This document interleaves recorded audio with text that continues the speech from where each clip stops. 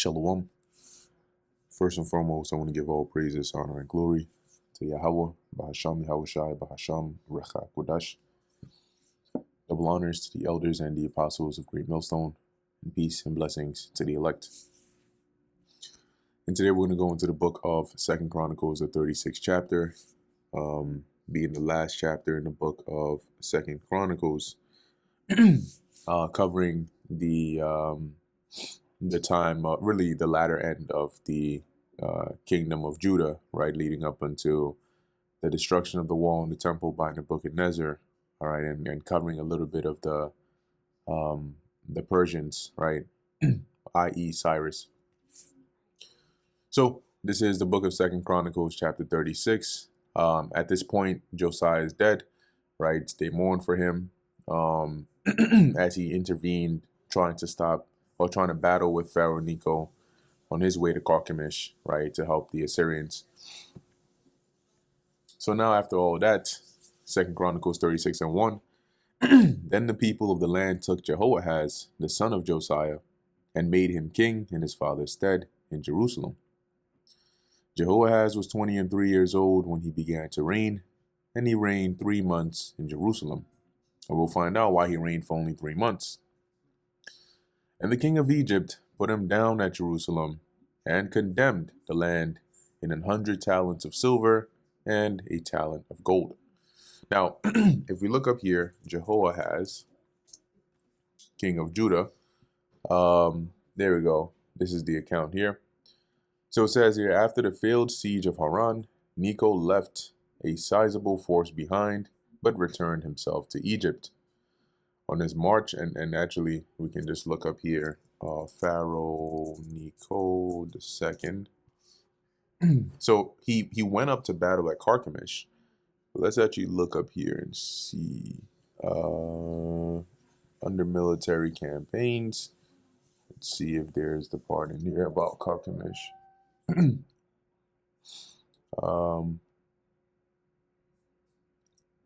Yeah, here we go. All right, so let's take a look here. It says here, back up.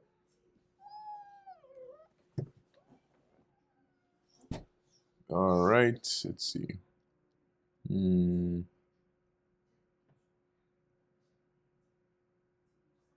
Okay, here we go. So we have here, actually it goes up a little bit more. Yeah, let's deal with the first campaign. So in the spring of 609 BC, Necho personally led a sizable force to help the Assyrians. We read this in the previous chapter. At the head of a large army consisting mainly of his mercenaries, Necho took the coast route via Maris, which is the way of the sea, into Syria. And that's the border, right? If you type here, via Maris, map. Here you go. So it's the way of the sea because it's on the coast, right? The border of the Mediterranean there on the left. So he took that to try and get to Syria. Of course, he was met by Josiah. So as it says here, and proceeded through the low tracts of Philistia, into Syria, supported by his Mediterranean fleet along the shore, and proceeded through the low tracts of Philistia and Sharon. At Megiddo, according to 2 Kings 23, he engaged the Judean king Josiah and had the Judean king killed. An alternative version in 2 Chronicles 35 of a battle at Megiddo also exists, and that's what we read. Herodotus reports the campaign of Pharaoh in his Histories, Book 2, 159. Necho then stopped work on the canal and turned to war. Some of his triremes were constructed by the Northern Sea, and some in the Arabian Gulf, or the Red Sea. By the coast of the Sea of Erythraeus, or Erythraeus, the windlasses for beaching the ships can still be seen. He deployed these ships as needed, while also engaged in a pitched battle at Magdalos with the Syrians and conquered them. And after this, he took Kadesh, which is a great city of Syria. He sent the clothes he had worn in these battles to the branchidae of Miletus and dedicated them to Apollo. Necho soon captured Kadesh on the Orontes and moved forward. So this is after he defeated Josiah. Joining forces with Ashur-uballit, right, the Assyrian king, and together they crossed the Euphrates and laid siege to Haran. Although Necho became the first pharaoh to cross the Euphrates since Thutmose III, he failed to capture Haran and retreated back to northern Syria. At this point, Ashur-uballit vanished from history, and the Assyrian Empire was conquered by the Babylonians, leaving a sizable force behind. So Necho went up there to help the Assyrians. They attempted to retake Haran, but they failed. And at this point, the Assyrian Empire was cooked. So what happens here? Necho left a sizable force right behind. Necho returned to Egypt. On his return march, he found that the Judeans had selected Jehoahaz to succeed his father Josiah, whom Necho deposed and replaced with Jehoiakim. He brought Jehoahaz back to Egypt as his prisoner, where Jehoahaz ended his days. So what we're reading of here in 2 Chronicles, the 36th chapter is is precisely that, right? After the reason that Jehoahaz reigned for only 3 months was because after they set him up as king on Necho's failed siege on his return back, he ended up saying, "Nah, I'm taking him with me and I'm setting up somebody new." And that's what we see here in verse 3. And the king of Egypt put him down at Jerusalem and condemned the land in 100 talents of silver and a talent of gold. So now that Judea was paying tribute to Egypt. And the king of Egypt made Eliakim, his brother, king over Judah and Jerusalem, and turned his name to Jehoiakim. And Necho took Jehoahaz, his brother, and carried him to Egypt. Jehoiakim was 25 years old when he began to reign, and he reigned 11 years in Jerusalem. And he did that which was evil in the sight of the Lord Yahweh, his God. And I believe it was during his reign, you'll see him mentioned in the book of Jeremiah. Against him came up Nebuchadnezzar, king of Babylon, and bound him in fetters to carry him to Babylon. Nebuchadnezzar also carried of the vessels of the house of the Lord Yahweh to Babylon and put them in his temple at Babylon. So at this point, this is the first time that if we look up here, the Neo-Babylonian Empire, we'll see here, let's go into the history, right, rise of Nebuchadnezzar II. And let's see. All right, I think, yep, here we go. So as it says here, Shin Sharish Kunz, and this is under what? Foundation and fall of Assyria. Yeah. So Shin Shirishkun's successor, Ashur-uballit II, the final king of Assyria, was defeated at Haran in 609 BC. And that's what you read. Egypt, Assyria's ally, continued the war against Babylon for a few years before being decisively defeated by Nabopolassar's crown prince, Nebuchadnezzar, at Carchemish in 605 BC. Nebuchadnezzar succeeded Nabopolassar in 605 upon the death of his father. The empire he inherited was among the most powerful of the world, and he quickly reinforced his father's alliance with the Medes by marrying Cyaxares' daughter or granddaughter, Amytis. Some sources suggest that the famous Hanging Gardens of Babylon, one of the 7 wonders of the ancient world, were built by Nebuchadnezzar for his wife to remind her of her homeland, though the existence of these gardens is debated. Now let's go down a bit. There we go. Nebuchadnezzar's most famous campaigns today are his wars in the Levant. These campaigns began relatively early in his reign and were chiefly conducted to consolidate his empire by incorporating the newly independent kingdoms and city-states, which had been vassals of the defeated Neo-Assyrian Empire. So basically, after he came up into power, all the the provinces, you could say, that the Assyrians had control over, he resubjugated under the Babylonians, and that included Israel. His 587 BC destruction of Jerusalem ended the kingdom of Judah and scattered its populace, with many of its elite citizens taken as prisoners to Babylon, initiating a period known as the Babylonian captivity. Now, Nebuchadnezzar's first interaction with Israel was not where he destroyed them. Okay, it was you had a couple of exiles, right, where he would, for I think one of the first go arounds was when he ended up taking Daniel and the three holy children and the nobility and so on and so forth captive into Babylon. And so there were a couple of those exiles, one of which included Ezekiel and Jehoiakim, the son of this Jehoiakim, before when he set up Zedekiah. Upon Zedekiah's rebellion, he ends up coming or sending his forces back to this time besiege Jerusalem and destroy it. So, so in here, right, as it says in verse 6, Nebuchadnezzar came up against Jehoiakim, right, and bound him and took him to Babylon. You know, in terms of like secular history on Jehoiakim, some say that he died in that point when Nebuchadnezzar came, but there's not really much information about what happened to him afterwards. Nebuchadnezzar also carried of the vessels of the house of the Lord Yahweh to Babylon and put them in his temple at Babylon. Now the rest of the acts of Jehoiakim and his abominations which he did, and that which was found in him, behold, they are written in the book of the kings of Israel and Judah.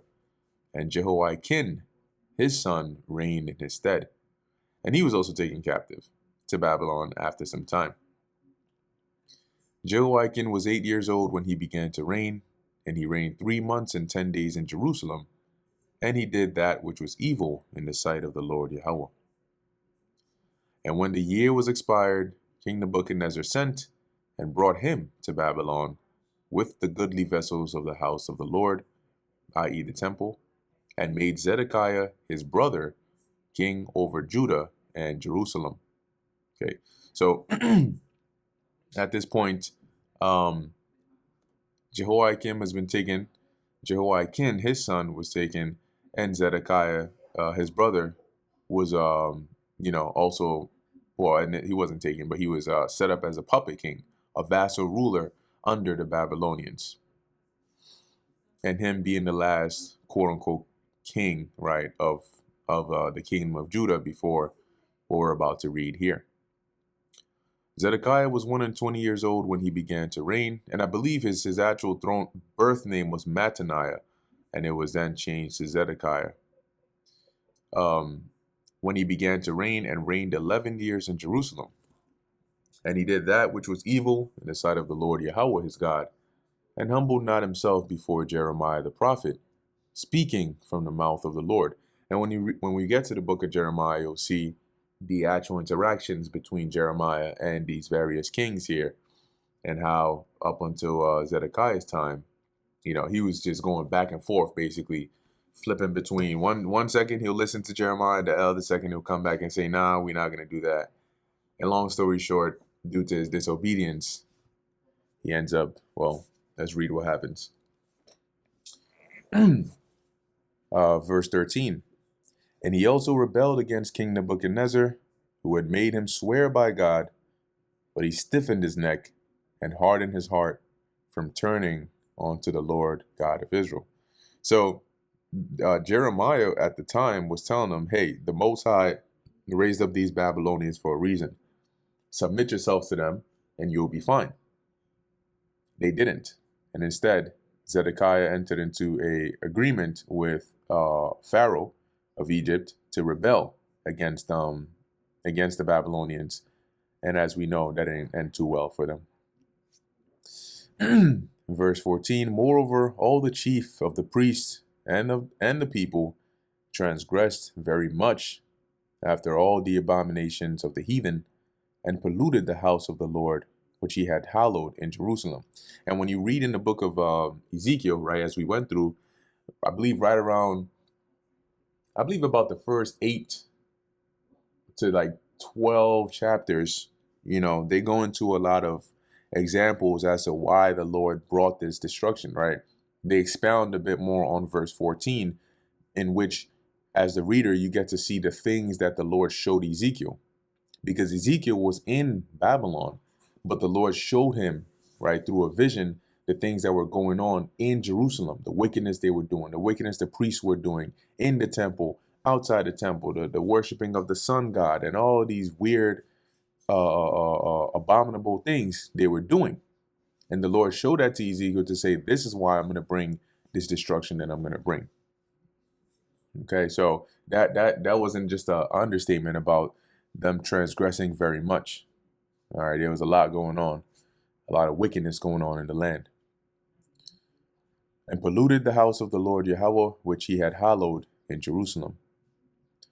And the Lord God of their fathers sent to them by his messengers, rising up betimes, meaning early, and sending, because he had compassion upon his people and on his dwelling place.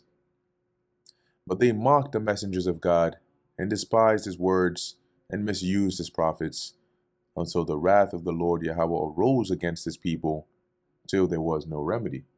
Okay, so they pretty much disregarded, the warnings.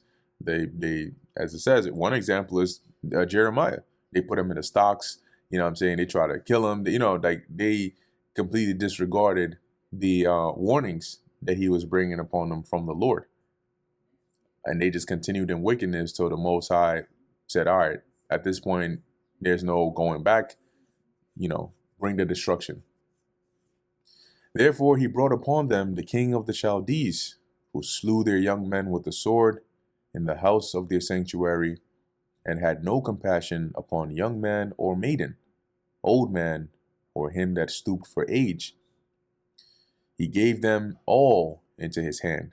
And the stoop for age is right, the older, like it says, the old men is just another way of saying that.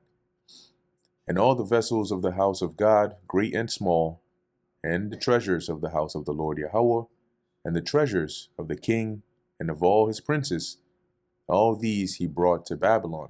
Hence, Daniel the 5th chapter, you see that Belshazzar's crusty ass Babylonian lips, or really Assyrian lips, are drinking from the vessels of the Lord. Because this is how they ended up over there.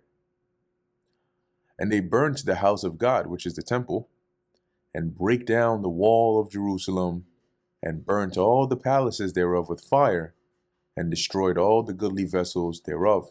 Keep in mind, at this point, the Edomites were helping them, right? It tells you that in the book of First Ezra, I believe the 4th chapter, how the Edomites partook in the burning of the temple. And in the book of Psalms, I think it's 137, it talks about that, how Esau, either that or Obadiah, how Esau said, raise it, even to the foundation thereof. The word raise means to destroy, right? To level. I think it's raise or race. There we go. Psalms 137 and 7. Remember, O Lord, the children of Edom in the day of Jerusalem, who said, raise it, even to the foundation thereof. Okay. And that was talking about when the Babylonians were destroying Jerusalem. These guys were egging them on and helping them out.